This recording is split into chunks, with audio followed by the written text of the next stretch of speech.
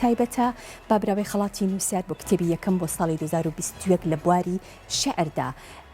سروشت نەوزاد بۆ کۆمەڵە شیعری کێڵگەی بەتاڵ کە ئەویش بە نزیکانە بڵاوەکرێتەوە شانی نووسیار لە چوارچەوەی خەڵاتی نووسیار بۆ کتێبی یەکەم بێگومان وەکو ئاماژەم پێکرد بەم زوانە براوەی کۆمەڵە شیعری کێڵگەی بەتاڵ کا لە نوسینی سروشت نەوزادە چاپ و بڵاو دەکاتەوە لەباری بردنەوەی ئەم خەڵاتە سروشت نەوزاد بەم شێوەیە ئەدوێت کاتێک بەدیار پەخشی ڕاستەوخۆی ڕاگەیاندنی ناوی براوەکانەوە دانیشتبووم ساتێک بوو تێکەڵ بووم لە نائارامی و پەرۆشی وەک دەڵێن جێگەم بە خۆم نەگرت ئەحساسی ئەوەی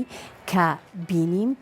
بۆ من ئەحساسێکی مێژوویە دانەبراوە لە یادەوەریەکانم لە هەمان کاتدا هەستەکەم ئەو جۆرە ئێحساسانە ناچنە نێو زمانەوە پێش ئەوەی بەرهەمەکەی خۆم بنێرم بێگومان دڵنیا بووم لە گرنگی و ڕێژەی سەرکەوتنی پرۆژەکە ئەوەی زیاتر من خۆشحاڵتر ئەکات من پرۆژێ و بەو خەڵاتێک کە پێم دراوە بریتە لەسەر بەخۆیی و بێلایەنی خودی پرۆژەکە و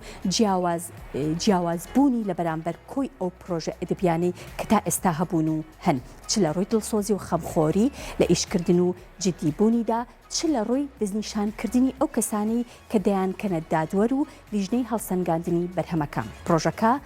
لاخولی ئەم ساڵیدا زیاتر هەنگاوی بەڕووی گۆڕانکاری و بەرەو پێشچوونی داناوە باوەڕم وایە ئەم پرۆژەیە یەکێکە لە هەرە گرنگترین پرۆژە ئەدەبیەکانی ئێمە